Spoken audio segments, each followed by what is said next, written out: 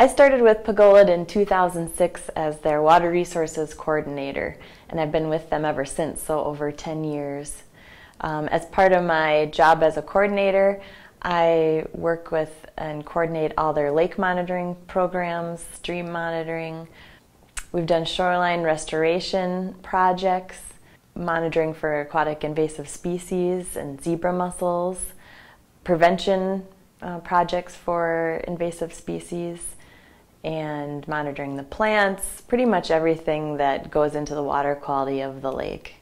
So the value of having a coordinator is that consistency over time with changing boards, year to year. You have that consistent position that's there year to year.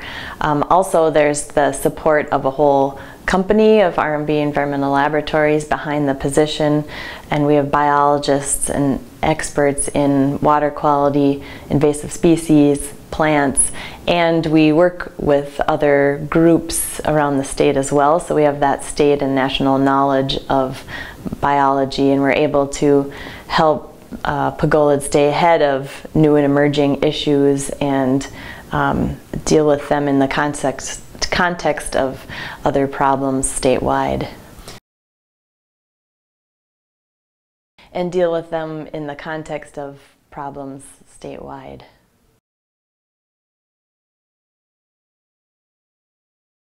The value of the lake coordinator is that consistency through board member changes. Also, we bring, as a company, R&B Environmental Laboratories, being involved in the lake coordinator position, we bring the support of a whole company and also that expertise in biology with plants, AIS, water quality monitoring, and just that context of what all is going on statewide and nationwide in water quality, so that Pagolid can be ahead of any emerging issues, and things that have been tried other places could maybe apply to Pagolid as well.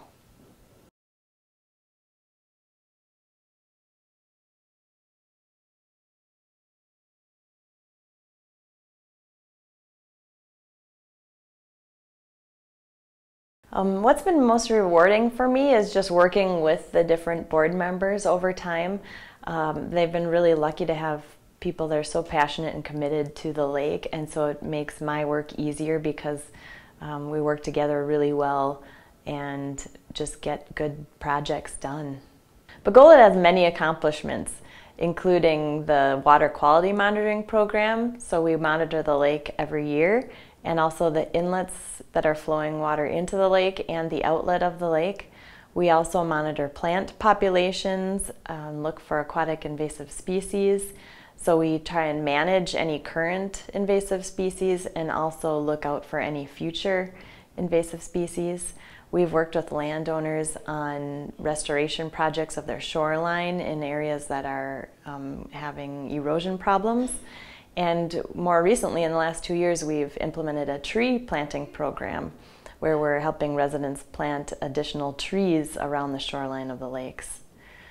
So we're really proud of all these things that we've been able to accomplish due to the vision of the board members and having a lake coordinator to implement these projects.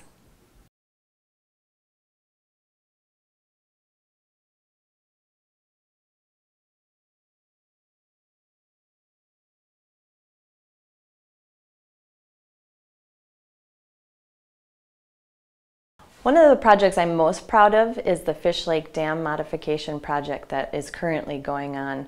We obtained over $400,000 in state and federal grants to get this project implemented, and it'll provide a permanent fix for the dam going into the future. It'll also be better for fish passage through that area. One of the accomplishments I'm most proud of is the Fish Lake Dam modification project happening in the fall of 2017. We received over $400,000 in state and federal grants to implement this project. The Pelican Dam, as some people call it, has a long and storied history. It's basically a cement block right now with rebar sticking out of it. It's been repaired off and on in the past, but not in a way that anyone has been satisfied with. So this project will replace or actually just retrofit what's currently there with large boulders and make it look more natural, and also have it so that it doesn't need future maintenance, and it also enhances fish passage through the area.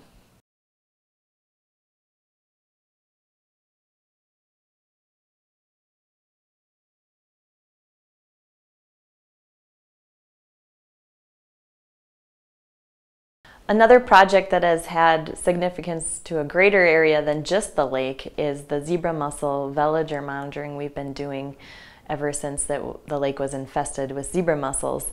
And we've shared that data with the DNR and the University of Minnesota so that it can be used in statewide planning for AIS.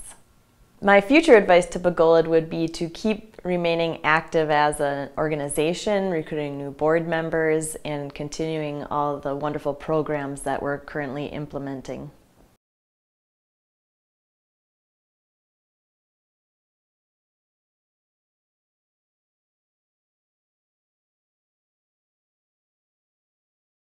The benefits of the Pagolid lake monitoring program for homeowners is that we've been able to stay ahead of any potential issues with the lake. So, for example, because we're monitoring the lake inlets, in the past when we've seen a water quality issue, we're able to respond to it right away before it gets too far down the line.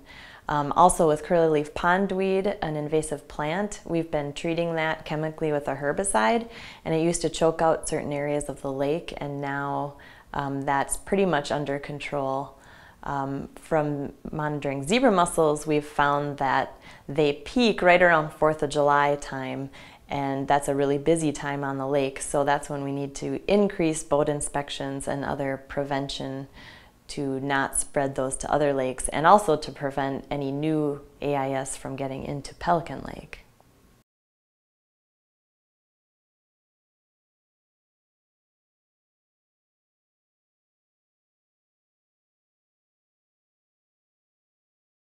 Through my job at R&B Environmental Laboratories, I work with other lake improvement districts around the state of Minnesota, and Pagolid is by far the most active lake improvement district by the different programs that they do and the services that they provide to lake residents.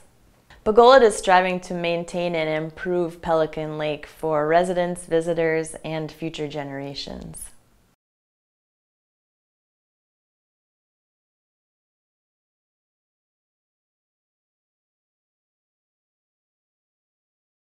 It has been such a pleasure working with all the past and present board members of Pagolid. They're truly people that are passionate about the lake, and their commitment is one of the main reasons that Pagolid is so successful.